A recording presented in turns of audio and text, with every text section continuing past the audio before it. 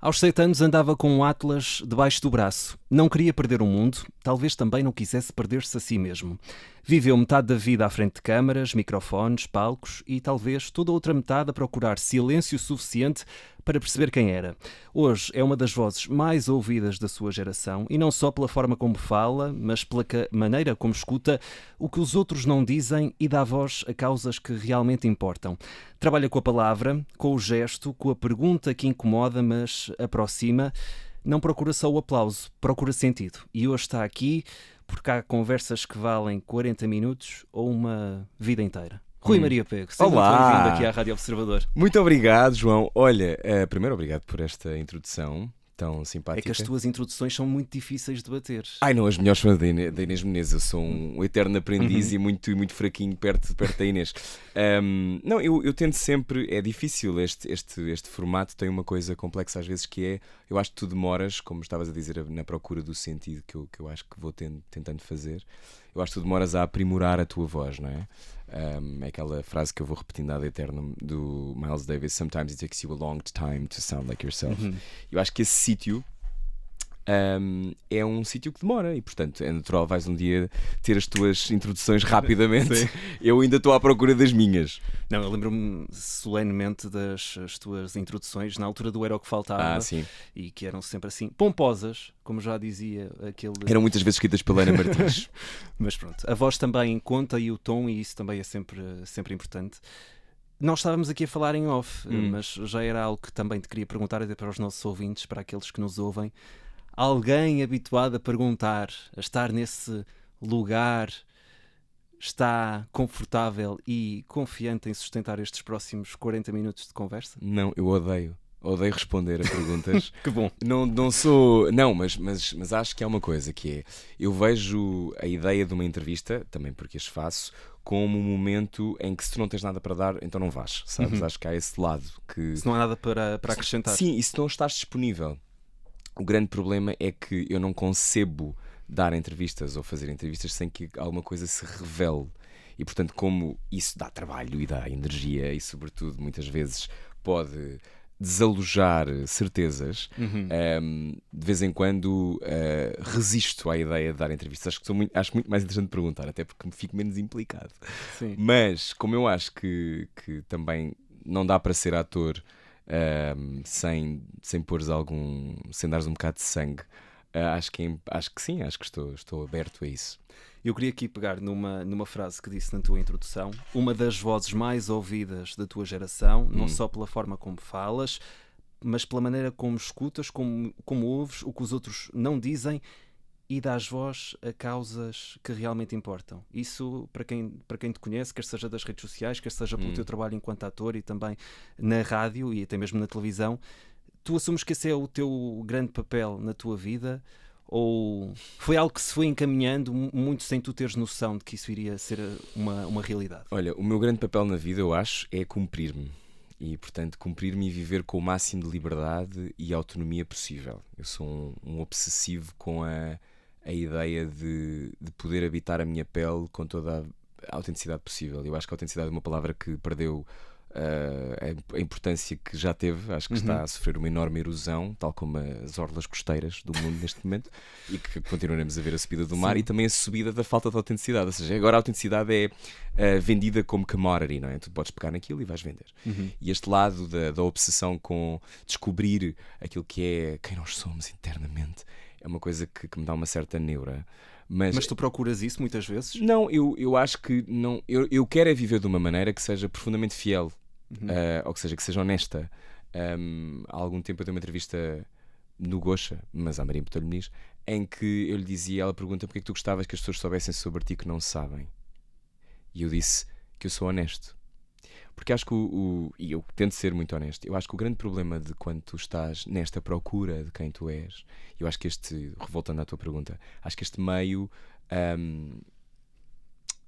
faz de alguma forma, abre espaço para que tu tenhas que inventar uma persona para poderes resistir e sobreviver. E eu vivi assim durante muito tempo, sobretudo quando se é homossexual e quando se tem esta questão de como é que eu vou ser entendido. Profissionalmente tinha-me sido sempre dito, a partir do momento em que tu disseste que és homossexual, a tua carreira acaba. E portanto eu, quando aos 26 digo publicamente que sou gay, houve uma dimensão de eu não vou mais negociar, eu não contar tudo o que sou. E acho que isso é também uma questão de liberdade de ser. Liberdade de ser e de temperatura de comunicação. Ou seja, eu não posso comunicar, eu não posso falar com as pessoas que estão a ouvir no carro agora, ou em podcast, ou contigo, ou então eu faço perguntas às pessoas a pedir que elas se revelem e depois eu, de alguma forma, não é que tu tenhas que assumir a tua orientação sexual, ou seja o que for. Eu acho que é importante quando isso, de alguma forma, explica quem tu és, explica a maneira como tu comunicas. E no nosso caso em particular, em Portugal, eu acho que os avanços são tremendos nos últimos 10 anos. Eu só escrevi aquele texto que me evidenciou há 9 anos. Aqui esse certo. Tens? Eu apaguei de todo lado. Posso ler? Podes ler um bocadinho, mas acho que já envelheceu mal. Sempre tive um problema com a expressão coming out ou sair do armário. O assumir também não me cai bem. Acho o confessar horrível.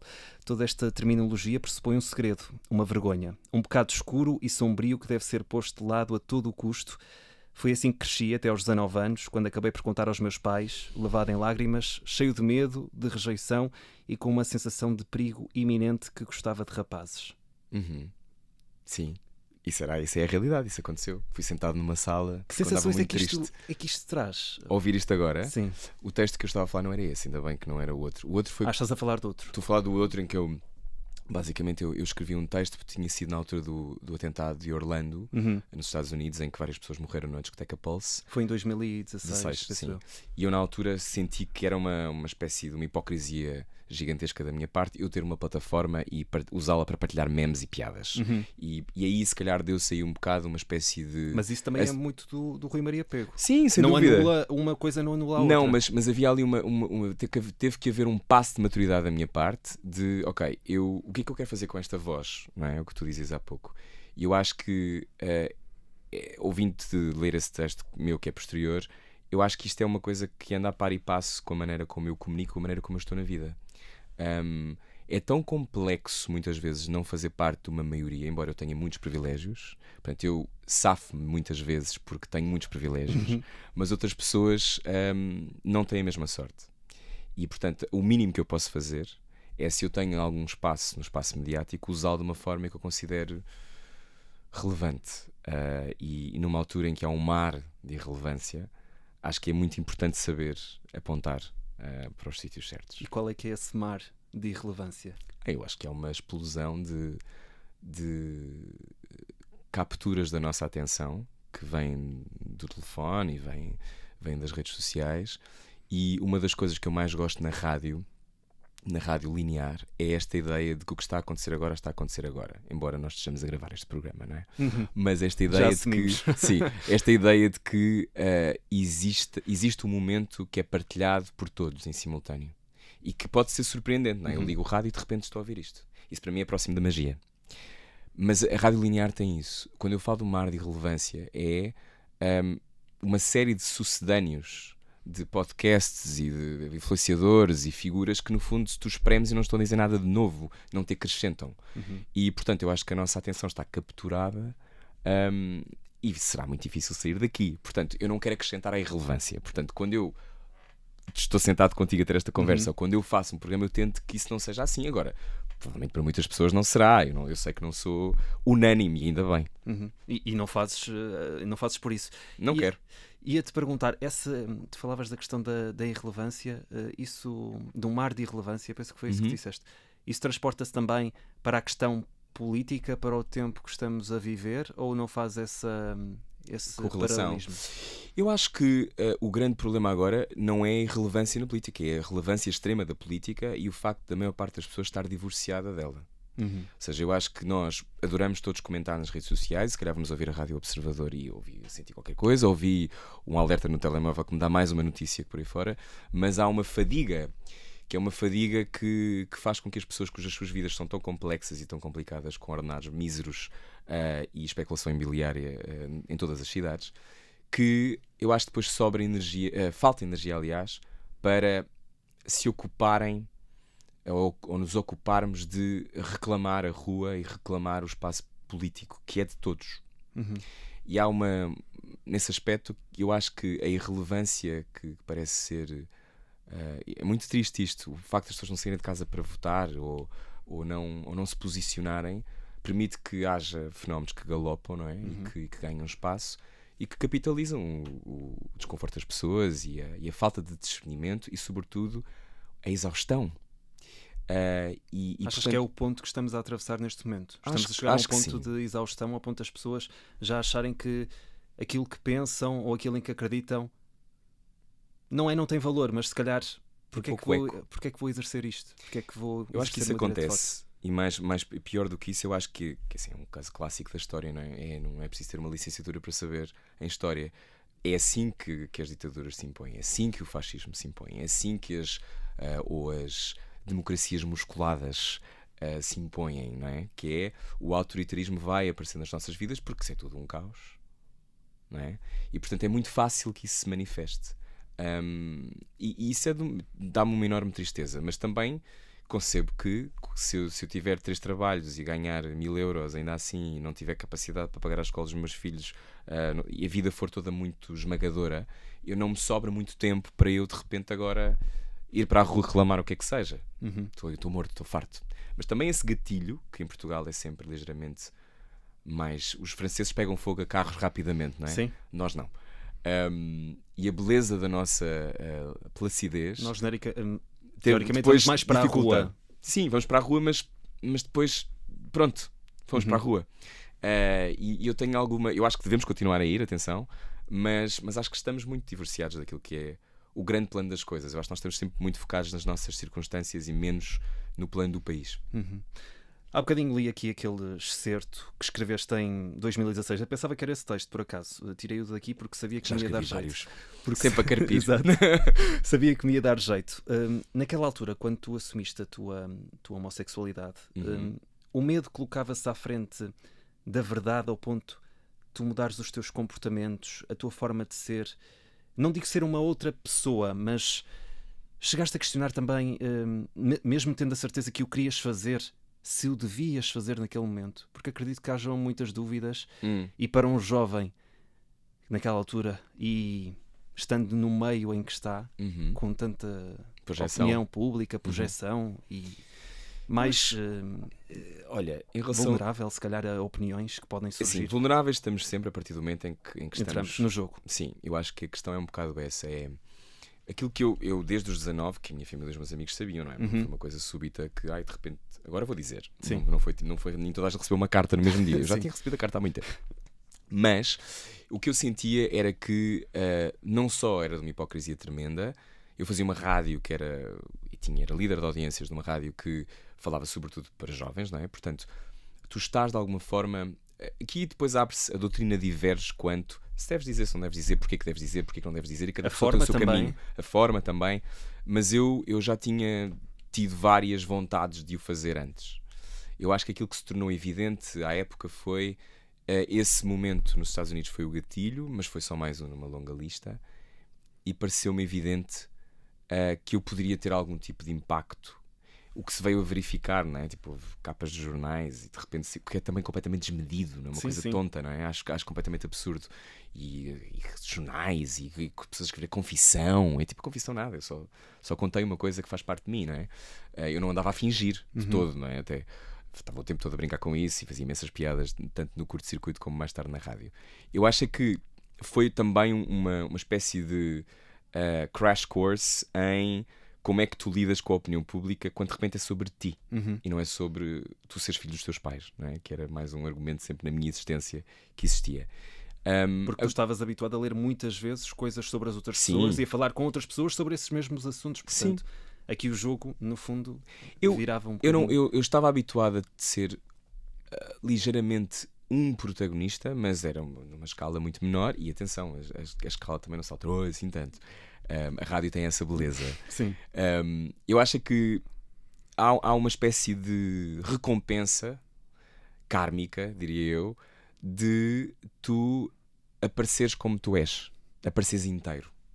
Comunicar, a minha comunicação tinha sempre, de alguma forma, havia sempre alguma resistência de algumas pessoas, porque havia qualquer coisa que não estava bem explicada.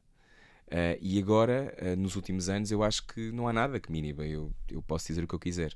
Mas foi-me dito muitas vezes, e reitero isto sempre que falo sobre este assunto, foi-me dito muitas vezes, a tua carreira vai estagnar. E posteriormente, quando Isso tive assustou-te de alguma forma na altura? Claro, isso era o meu drama, não é? Ainda por cima eu era um workaholic convicto.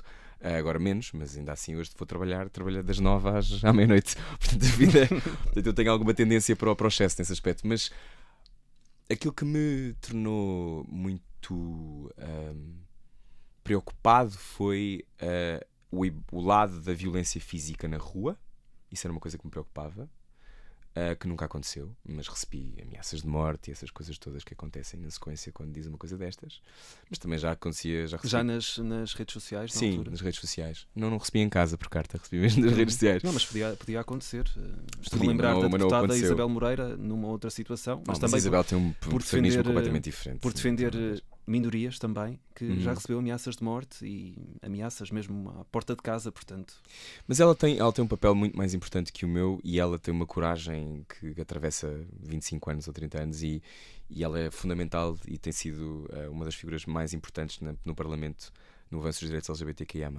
Eu acho que aquilo que eu percebi na altura foi isto não é negociável, portanto eu vou avançar. E ao avançar percebi que as pessoas que de alguma forma ou obstaculizavam ou não estavam muito abertas, achando que isto era um momento de uma chamada de atenção. Muitas pessoas disseram isso, que era uma chamada de atenção, em que porque é que tens de dizer aquilo que és, que de certeza que alguns ouvintes estarão a pensar, lá está ele a falar sobre ser gay, que chatice. Mas é um bocado como se eu tivesse uma família e fosse heterossexual, não falar dos meus filhos, não é? Não vou falar dos meus filhos.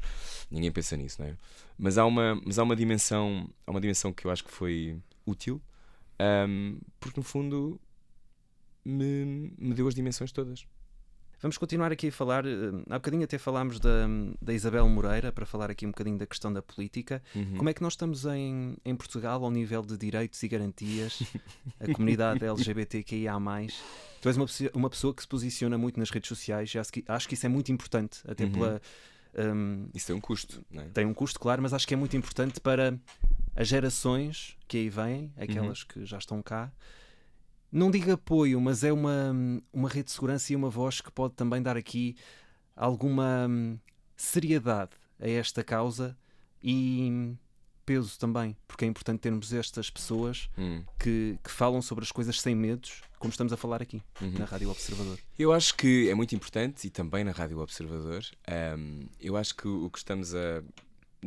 Eu fui-me acusado uma fase de fazer muito ativismo de sofá, que era, eu estava em casa e fazia um post e se calhar depois não me posicionava muito. Mas também eu acho que uma coisa que eu aprendi foi tu não podes ser o role model ou aquilo que as pessoas querem que tu sejas, tens de ser aquilo que tu és. E portanto, se eu percebi muito cedo, depois dessa explosão de que falávamos há pouco, dessa notoriedade que veio com esse texto, eu percebi que tinha que ser metódico na maneira como eu me posicionava. Ou seja, eu não posso ir a todas as batalhas sob pena de depois não ter força para lutar. Acho que as coisas têm que ser... A voz perde força. E portanto, nesse circuito de escolhas, eu acabei por perceber que tinha que ser mais direto. Dito isto, respondendo à tua pergunta, eu acho que estamos a atravessar uma fase perigosíssima, se não das mais perigosas que já vivemos em democracia. Acho que é evidente que a atual composição da Assembleia é perigosíssima para os direitos das mulheres, das pessoas racializadas, das pessoas LGBTQIA+. E portanto, aquilo a que se assiste, as questões da imigração, etc., aquilo que assistimos é aquilo que dizíamos há uns anos de os direitos não estão garantidos, mas dizíamos isto de uma forma, os direitos não estão garantidos, mas era quase tudo como bem. se fosse sempre um alerta no sentido de não nos podemos desligar. Sim. Porque há sempre uma ameaça ali ao mas a virar liberdade da existe. Exato. A ameaça agora, na minha opinião, e acho que não é, sei lá, não é choque nenhum dizer que sou uma pessoa de esquerda, não é? Portanto, acho que isso não é chocante. Voto normalmente à esquerda, aliás, acho que nunca votei à direita, ou se votei, não me lembro, mas tenho esta coisa de... Não acho que nunca votei à direita. Votei? Não. Mas esta ideia de que... E tudo bem, eu acho que as pessoas todas devem... Sim. Acho que isso é um dos pontos que é muito importante para mim. E acho que às vezes também fazemos disto uma questão muito de esquerda e direita. Quando os direitos das pessoas são transversais e há pessoas... Marta Gil, conversei com isso há pouco tempo com ela no 40 Minutos, ela diz isso mesmo. Então, e o Adolfo Mesquita Nunes é uma figura que era da CDSPP e é homossexual assumido. Portanto, as coisas são... Eu acho que esse é um dos problemas deste tempo, que é tu não conseguires partir pão com pessoas que pensam diferente. Não quer dizer que não queiram. Eu acho que o que as pessoas, a esmagadora maioria das pessoas quer é uma sociedade que é mais justa para todos. Acho que isto não é. Pois há pessoas que são mais neoliberais, há pessoas que são mais de esquerda radical, ou o que se quererá dizer, mas no limite dos limites as pessoas querem, eu acho que toda a gente esteja melhor, não é? E portanto, o que me interessa é perceber, mesmo que aquela pessoa esteja nos antípodas da minha leitura da realidade, eu conversar com ela e aprender coisas. Não era o que faltava, isso acontecia mais vezes, porque eu, como tinha mais conversas diárias na rádio comercial, entrevistei quase 500 pessoas. Há um momento, ao longo de 2 anos, há um momento em que, pronto, eu obviamente entrevistar pessoas com as quais eu não concordo, não é? Claro. No Debaixo da Língua, que o podcast que eu faço atualmente, isso acontece menos, porque eu convido pessoas que de alguma forma eu posso até nem concordar totalmente, mas que são pessoas que eu quero muito conhecer. E portanto... Mais pela história e por aquilo que... São pessoas que, sei lá, entrevistei há pouco tempo o António Brito Guterres, que nunca tinha entrevistado e adorei. Não quer dizer que eu concordo em absoluto com tudo o que ele diz, sim. mas há uma dimensão de proximidade, não é? De ideológica, se tu quiseres. E como é que tu fazias quando recebias alguém que era um bocadinho mais distante? Um bocadinho ou bastante? Ou bastante? Daquilo que tu pensas, da tua visão do mundo? Eu acho ótimo. Se eu estivesse outra vez num FM diariamente, faria exatamente igual. E entrevistaria, ou se, imagina, o programa fosse numa rádio como a Rádio Observador, tem que ser, tu tens que falar com toda a gente. Eu acho que há uma dimensão, depois quando o discurso de ódio e o discurso que é neutralizador das liberdades dos outros, isso tem que ser combatido pelo jornalismo. Sempre. E portanto, uma coisa é daytime, entretenimento, outra coisa. Porque o acesso às pessoas é diferente. Quando eu ligo a Rádio Observadora, quando eu vejo a CNN, é um canal de notícias. Portanto, aqui o jogo é outro. Quando tu tens uma antena, por exemplo, como a Rádio Comercial, ou um programa da manhã, como na TVI, ou na SIC, tu estás, o público que te segue, podes de facto fazer mudança com isso, porque são pessoas que à partida, insuspeitamente, não estão à espera de ter uma conversa que seja hardcore politicamente. Não é? Mas eu acho que tem que se pensar muito bem sobre essas pessoas estarem presentes. Acho que a minha mãe fez isso muito bem há pouco tempo. Mas isto para dizer que... Fez sim, senhora. Fez sim, senhora. mas há uma dimensão de... Há um perigo aí. Eu acho que a arena do combate de alguns discursos mais extremistas, deve ser o jornalismo. Porque pode-se passar aquela ideia meio de licodoce, de que no fundo, olha, ele diz estas coisas, mas no fundo ele é um querido. Ou ela é uma querida. E as pessoas são todas muitas coisas, mas temos que ter a oportunidade de estar de igual para igual na arena. E às vezes quando se está a fazer uma coisa de entretenimento, não é? Um programa de entretenimento, eu não tenho as mesmas armas que tu tens quando estás a fazer jornalismo, não é? É diferente. Mas falando aqui da tua mãe e desse episódio, penso que estás-te a referir... Eu nunca falei sobre isso e não vou falar muito mais. Não, ia-te perguntar na questão de um desafio que era, se tu estivesses nesse papel... Eu não estaria nesse papel. Era porque eu não convidaria. Ou só convidaria naquele contexto que a minha mãe também estava a fazer e que outros protagonistas fizeram, que é, eu vou entrevistar todos. Eu todos entrevistaria. Agora, se eu tiver que optar entre tenho um ou dois, não vou de certeza falar com essa figura. Não que eu não tenha curiosidade, porque tenho. Eu tenho essa curiosidade.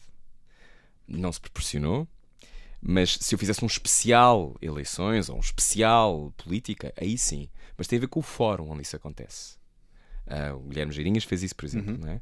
E tudo bem. Agora, eu acho que se eu estou numa emissão linear que tem outro tipo de objetivo, aí isso tem que ser medido, não só, quer dizer, não sou eu de certeza a decidir, será o meu diretor a decidir, claro, ou a pessoa que tem a diretriz editorial. Vamos à infância. Agora sim. Vamos à infância. Isto é assim, isto contigo é muito dinâmico. Nerd e muito chato, é assim que tu te resumes. Sim. Eu fui procurar por todo o lado características do Rui Maria Pega em criança. São estas. Tu deste mais trabalho aos teus pais quando eras assim mais criança, ou foi na adolescência quando começaste a desafiar muitas das normas? Tu cresceste num colégio... Muito católico. Conservador, podemos muito dizer conservador. Também. Muito conservador.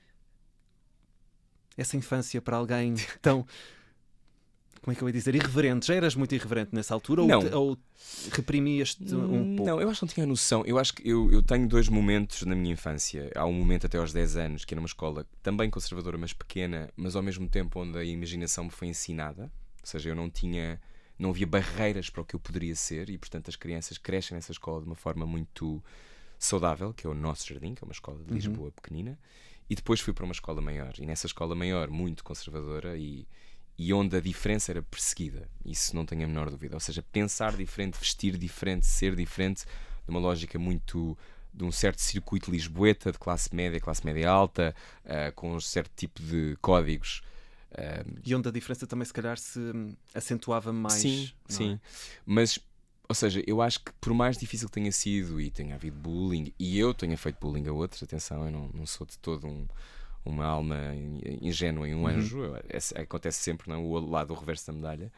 Há uma zona da minha, talvez da minha construção, da minha personalidade, que foi fértil de alguma forma essa pressão. O que eu quero dizer com isto?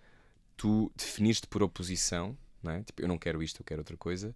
Também é útil porque tu vais percebendo que se calhar não é isto que tu queres, não é? Mas eu fiz o percurso todo super conservador. Eu até para a católica fui estudar direito, não é? Portanto, eu fiz estudo exatamente by the book. Estudar, sim, eu não acabei e ganhei o casting do curto-circuito aos 18, 19. E portanto não tinha essa apetência. Não fui um grande aluno de direito e tinha professores a dizer: você vai ter que escolher, você quer ser advogado ou quer ser apresentador. E eu a pensar: não quero estar aqui, mas isto é um problema. E depois acabei por desistir e depois acabei por fazer história anos mais tarde.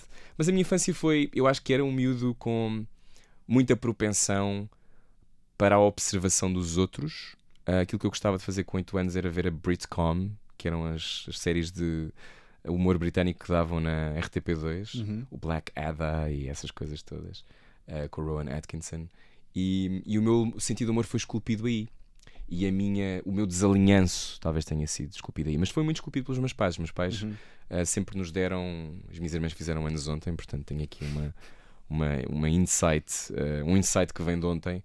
Eu acho que independentemente, todas as famílias têm os seus complexos e disfunções, claro, mas eu acho que uma das coisas que nos foi passada é a liberdade de pensamento e a descoberta da nossa própria voz à mesa. Eu discuto política desde que tenho 8 anos, ou 7. E isso sempre foi uma coisa... Isso é incrível. Sim, aliás eu achava que a monarquia era o melhor sistema, porque na monarquia não havia corrupção. Sim. Mãe, coisa que disse, e depois a minha mãe disse: não é bem assim. Mas deixámos a conversa para depois. Era um obsessivo com história. O facto de seres aqui filho de 2 grandes nomes da comunicação, Rui Pego e Júlia Pinheiro, desde pequeno Sim, a Júlia Pinheiro não é Teresa Guilherme, às vezes confundem. Desde pequeno sentes que foi um rótulo fácil de te colocarem? Rui Maria Pego, filho de... Claro que não, ainda hoje eu estava a pensar que sabia que esta pergunta provavelmente apareceria. Ainda hoje, e eu tenho 36 anos, portanto trabalho desde os 19, portanto há 17 anos que trabalho. Quando sai uma notícia sobre mim, às vezes não, sejamos justos, mas muitas vezes aparece o filho de... e eu acho que é natural, porque isso de uma forma traz cliques, é natural porque se for, sei lá, uma coisa que sai no mundo cor-de-rosa, é natural que isso aconteça, nas revistas cor-de-rosa. Eu acho que é preguiçoso, muitas vezes. Isso chateia-te de alguma forma? Já não, eu fiz uma série chamada Filho da Mãe, que era um bocado o rebentar dessa ideia, não é? Que é, se as pessoas acham todas que eu sou privilegiadíssimo... Isso já foi há imenso tempo, parece que foi ontem. Foi em 2015. Sim, no canal aqui. Foi há 10 anos. E esta ideia de que se eu sou tão privilegiado, então eu vou levar isto ao extremo e vou ser a maior estrela que este país já viu, porque eu mereço. É o nepotismo máximo, não é? Sim. Eu acho que essa piada que eu fiz nessa altura, pontualmente... Agora existe a ideia do Nepo Baby, não é? Que não existia na altura, mas também está ligado muito a pessoas que não fazem nada. E eu faço muitas coisas porque também não há esta ideia. Eu acho que é muito engraçado dizer isso. Obviamente que não tive exatamente uma existência difícil, não é? Mas eu sempre trabalhei muito e sempre quis trabalhar muito e portanto eu quero que o meu trabalho fale por mim. Se isso me incomoda, às vezes dá-me uma certa neura, porque eu acho que isso se tu estás a olhar para mim, estás a ver isso primeiro. Mas essa é a minha maneira. Eu sempre tive de atravessar a vida assim. Só não aconteceu em Inglaterra, não é? Onde isso não é nada importante. Aliás, ninguém quer saber. É mais importante, se calhar, descobrirem eventualmente que eu até sou vagamente conhecido por trabalho em Portugal do que a questão familiar não conta. Curiosamente, já viste? Sim. Portanto, esse lado... Não é uma questão. Não, mas esse lado informa, enquadra, faz parte de quem eu sou. Não tenho vergonha nenhuma disso. Os meus pais são os dois muito bons no que fazem. Mas são, como dizem os ingleses, they are their own people. E eu sou quem eu sou e eu faço o meu percurso. E as minhas irmãs igual. Portanto, é muito redutor e preguiçoso tu olhares para alguém, é a mesma coisa que eu entrevistar, como já aconteceu N vezes, entrevistar pessoas que são filhas de alguém. Toda a gente é filho de alguém. Newsflash. Última hora, aqui na Rádio Observador. Revelação. Mas eu só os ver através disso, ou esse ser o ponto pelo qual eu pego. Não, isso faz parte da minha biografia, mas não me define. E isso para mim é o mais importante. E dessa experiência em Inglaterra, tu tomaste consciência disso? Ou seja, em Portugal existe muito mais essa tendência de colar as pessoas, não digo às origens, mas pode ser, ou seja... Inglaterra também. Inglaterra também. é um universo muito classista, não é? Uma monarquia. Ainda há pessoas que são condes e condensas e marqueses e marquesas. Cá só temos a Diana do Cadaval e pouco mais, não é? Portanto, com pena minha, que eu adoro palácios e tiaras. No entanto, existe esta lógica classista e, por acaso, o acesso às artes, infelizmente, no Reino Unido é, sobretudo nas escolas onde eu andei, se não tiveres capacidade financeira, é muito difícil que entres nelas. Há, neste momento, também muito pouco investimento nas artes performativas no Reino Unido, mas Reino Unido, não é? Portanto, é um sistema patriarcal, classista, que não se vai alterar e que está na cabeça das pessoas. Ou seja, as cabeças ainda estão muito colonizadas por esta leitura de onde é que tu vens, não é? Quem és tu? Quem és tu? Mas, quer dizer, obviamente que tenho um trunfo a meu favor que ninguém me conhece, que é uma beleza e um problema, não é? Porque em Portugal, eu se calhar, o meu nome chega antes de mim, ou uma ideia preconcebida chega antes de mim, mas aquilo que eu... Mas lá não. Lá é, de onde é que tu és? Tipo, you're not exactly white, não é? Porque para eles nós somos o white other, que é também uma coisa muito complexa. Essa leitura é completamente diferente, mas eu acho que só agora, fazendo o caminho, saindo da escola e fazendo o caminho para Portugal, só agora, por exemplo, no Teatro da Garagem, onde eu entrei para audição, não é? Portanto, eu adoro audições, porque acho que as audições são muito justas. À partida serão justas. Meritocracia. Pelo menos esperemos que assim seja, às vezes não. Mas eu estou a fazer agora uma peça chamada Metamorfose de Vídeo, que estreia quinta-feira, que tem esta... Eu entrei por casting, não é? Como os outros atores, e portanto... Às vezes o problema é tu teres a oportunidade de te provares, sabes? E é mais aí que é difícil. Agora, não vou negar, já fui convidado para fazer coisas porque as pessoas sabiam quem eu era, obviamente, não é? Claro. E isso tem privilégio associado. Portanto, eu não posso negar que isso existe. É uma percentagem do teu trabalho e daquilo que tu fazes. E claro que tu fazes mais facilidade com alguém que tenha nascido em Bragança por alguma razão e não tenha nenhum acesso ao universo mediático, não é? Obviamente, mas tu isso fazendo ajuda. também projetos que te dão a conhecer, no fundo, isso também desperta a atenção de realizadores, de pessoas que trabalham no meio. Portanto, não acho que seja tirar a meritocracia. Acho que são formas diferentes, se calhar, de... Eu tenho procurado trabalhar com pessoas até fora de Portugal, e por isso é que eu fiz a École des Maîtres, que foi escolhido pelo Nacional, mas que foi escolhido pelo encenador francês, ou o Passaporte, que é escolhido por editores de casting estrangeiros. Obviamente também tem um lado português, mas há uma coisa de um crivo que não passe pela inteligência portuguesa. Agora, eu não posso fingir, eu conheço a maior parte das pessoas, não é? Portanto, em Portugal, isso tem obviamente uma força. Não quer dizer que me escolham por isso às vezes, pelo contrário. Agora, eu também estou cansado da onda do ai, coitadinho de mim, que tenho tanto acesso. Isso também é uma grande seca. Sim, claro. E não é verdade. Agora, eu estou muito contente com este trabalho no Teatro da Garagem, porque é um back to basics naquilo que foi a minha experiência em Inglaterra, de ter que inventar um espetáculo do chão, não é? Com alguém com quem eu nunca tinha trabalhado, que é um histórico do teatro português, do teatro alternativo português, que é o Carlos Pessoa, encenador e fundador do Teatro da Garagem, diretor artístico. E estas Metamorfoses do Vídeo são a criação número 114 deste teatro, desta companhia, e eu estou muito feliz lá e tem sido um processo muito engraçado. E estreia esta quinta-feira que vem, dia 23 de julho. 24, aliás. 24 de julho a 27 de julho, no Teatro da Garagem. Há bilhetes, sobretudo de 25 para a frente. 24 já está quase esgotado. E é uma nova leitura, uma releitura sobre as Metamorfoses do Vídeo. Texto que, se não me engano, é do século VIII a.C. Portanto, um texto muito atual. Por acaso é bastante atual. Para quem gosta de história é ótimo. Eu adoro, mas eu sou um nerd de Shakespeare. E tudo o que seja uma coisa mais clássica, eu estou lá abatido. Sei lá, eu agora quando fui à Inglaterra, 4 dos espetáculos que vi era tipo o Rei Édipo, o Hamlet, tipo, sei lá, enfim, estive por aí. Mas eu estou a gostar muito porque é uma leitura moderna sobre aquilo que é, objetivamente, aquele texto que é um texto poético, não é? Portanto, que nós temos que tornar ativo, e isso é complexo. E cativante para quem vê, não é? Sim, faço espetáculo com os atores João Estima, Ana Lúcia Palminha e Célia Teixeira, e a direção artística é do Carlos Pessoa. Então, fica aqui o convite para os nossos ouvintes. Dia 24 já está esgotado. Mas ainda há bilhetes, já, tipo 3 ou 4. Mas se calhar um bocadinho. Se calhar. Só para os nossos ouvintes também não nos deixarem agora. Não, claro que sim. Tu és muita coisa. Ator, apresentador, radialista e não radiologista, como... Sinto que eu odeio essa palavra, radialista. Radialista, não é? Chateia-me um bocado. Preferes o quê? Apresentador de rádio. Apresentador de rádio. Eu odeio animador também. Eu não animo nada. Não estou a animar ninguém.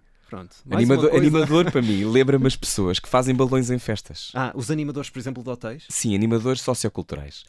São para mim pessoas que fazem balões com a boca. Estás a ver que agora é o cão. Para mim é um animador sociocultural. Rui Maria, Estou a ser muito preconceituoso. Apresentador de rádio ou radio host. Radio host. Também se quisermos dizer. No meio artístico, tu sendo tanta coisa, já te quiseram colar algum rótulo? Falávamos aqui há pouco de oportunidades. Já te quiseram colar algum rótulo pelo facto de fazeres tanta coisa? Sim. Até mesmo na questão da representação. Estamos numa fase bastante diferente. Eu acho que o que acontece agora é aquilo que aconteceu em todos os outros mercados, que é, quer dizer, objetivamente, e quem está a ouvir saberá isto talvez, para tu poderes existir. Eu não consigo viver do meu trabalho de ator vivendo em Portugal. Eu não faço novelas, portanto eu não tenho um trabalho contínuo, sem desprimor para quem faz.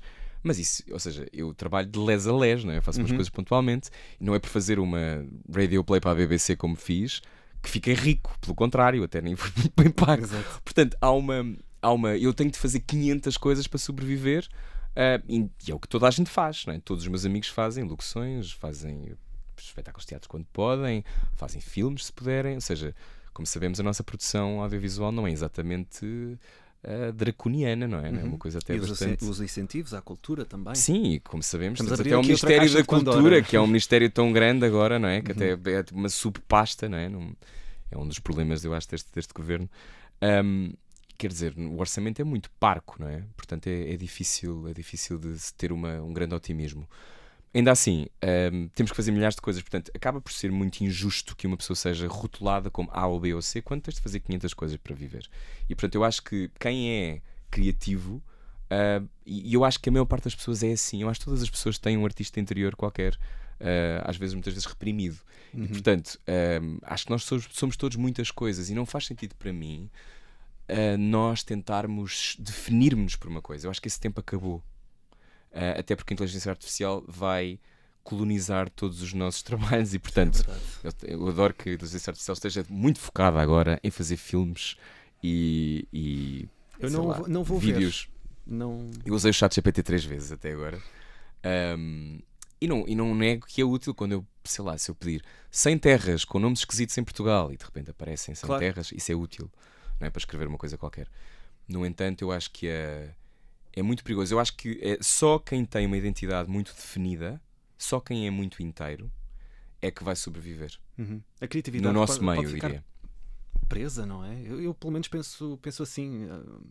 Mas pode ser usada como um catalisador, que não tem que ser objetivamente a morte do artista. Mas eu acho que neste aquilo caso acaba por ser um bocadinho viciante. Não sei se tens essa opinião. Tu só usaste 3 vezes. Sim. Mas quando falo com amigos que também o fazem, e depois sinto que acaba por ser um tema cada vez mais recorrente nas conversas. Usei o ChatGPT para fazer uma lista de não sei quê. Usei o ChatGPT para fazer um roteiro para uma viagem.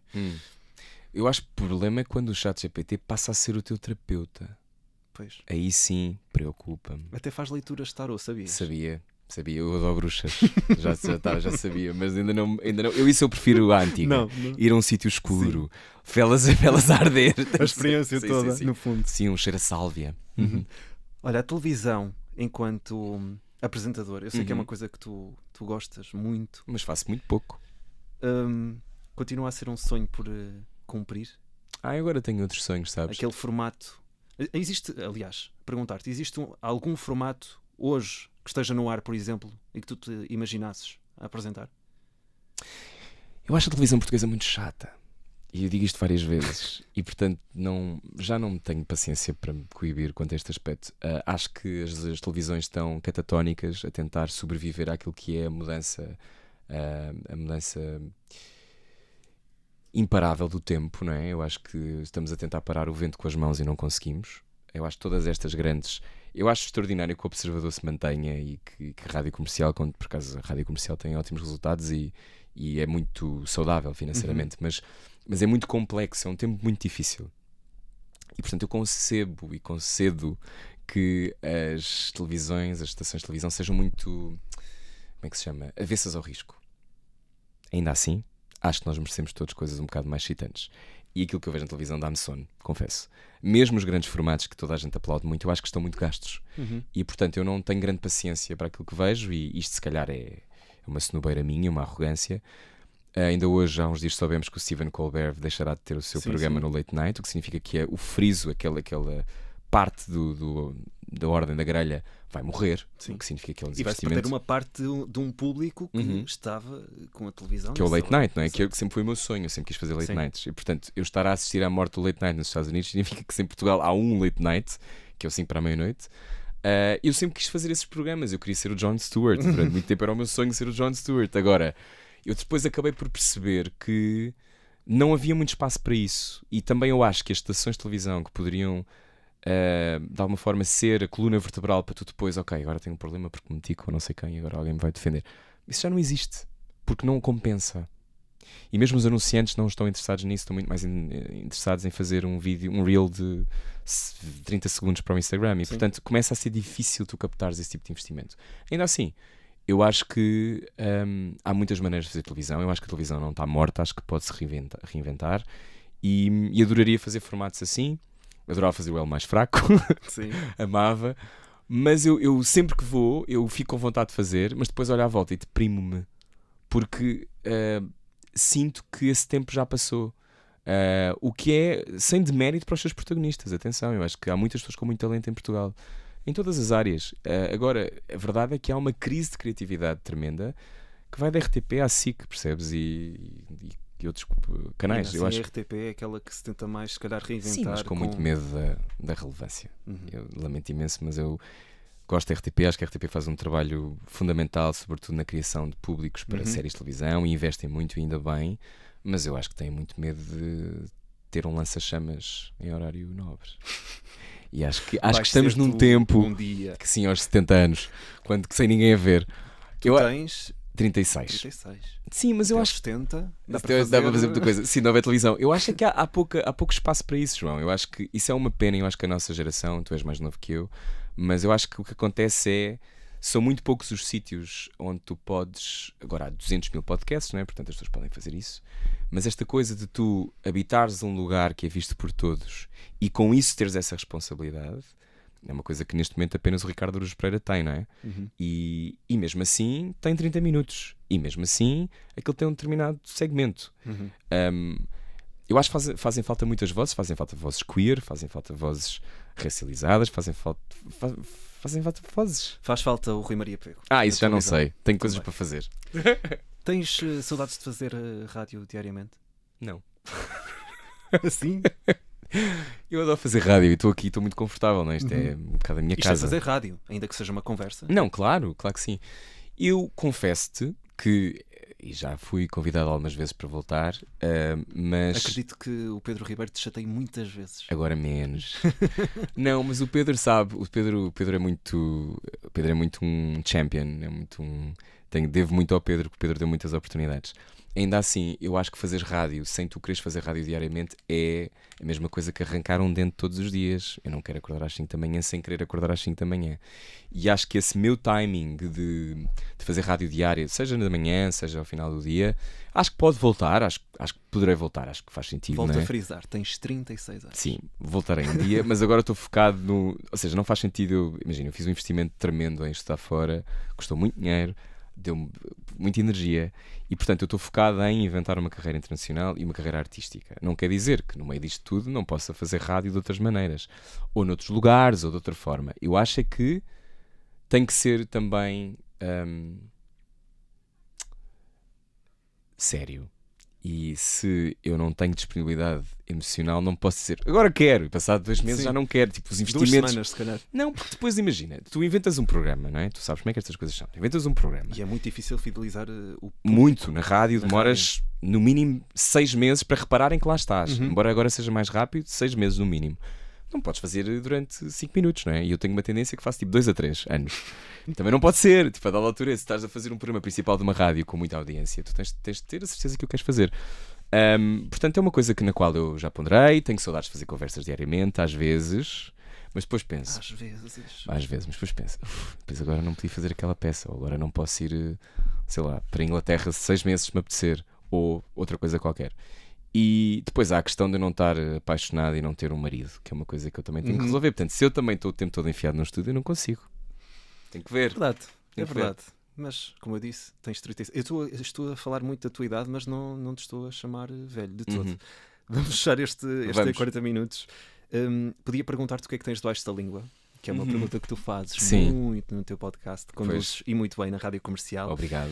Prefiro perguntar-te, para alguém com uma voz tão forte, falamos aqui muito de causas e que se desdobrem muitos papéis, o que é que inquieta o Rui Maria Pego? O medo. E o que é esse O medo? medo inquieta-me muito, porque o medo queima a esperança e diminui ou transforma a nossa visão naquela visão túnel. Quanto mais medo eu tenho, menos eu sou capaz de ver para além da escassez. E aquilo que me parece é que nós estamos cada vez mais, e o ciclo noticioso, que antigamente era de 24 horas, agora a sensação que eu tenho é que dentro de um dia há 72 horas. Este bombardear constante do scroll de agora Gaza, a seguir outra desgraça horrível, que me afeta verdadeiramente. Eu acho que este é um tempo que, e é assim que as coisas, é assim que os punhos de ferro às voltas das nossas gargantas se apertam, é com o medo. E portanto, eu acho que devemos sempre tentar combater esse medo. Portanto, aquilo que me preocupa é isso. O medo é onde as coisas acabam. E portanto, tento sempre manter algum otimismo e tentar ver as coisas de outra maneira. E eu às vezes tenho um lado muito inflexível, porque sou aquário. Eu também. Também és? Pronto, então saberás. Há uma coisa de uma inflexibilidade às vezes, mas que tem a ver também com eu ter uma crença enorme que as coisas podem ser melhores. Às vezes temos só é que falar uns com os outros. Eu acho que nós temos dificuldade. Portanto, ainda bem que tens este programa em que falas com pessoas, porque eu acho que quanto mais, é por isso que eu acho também que a Rádio Observador e a TSF, a Antena 1 e outras rádios de palavra são muito importantes, porque é onde ao ouvir os outros também nós podemos fazer um bocado uma reflexão sobre nós mesmos. Portanto, obrigado pelo convite. Obrigado eu. Rui Maria Pego, que para a semana vai estar no Teatro da Garagem. Sim. De 24 de julho 27. a 27 de julho.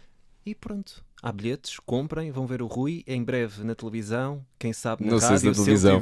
Debaixo da língua, com novos episódios todas as semanas, à quinta-feira. Na rádio comercial. Rui Sim. Maria Pego, muito obrigado por teres vindo aqui e que nunca te falte voz para gritar perante o medo. Vou gritar imenso com lança-chamas. Muito obrigado. Adeus, obrigado, João. Adeus, obrigado.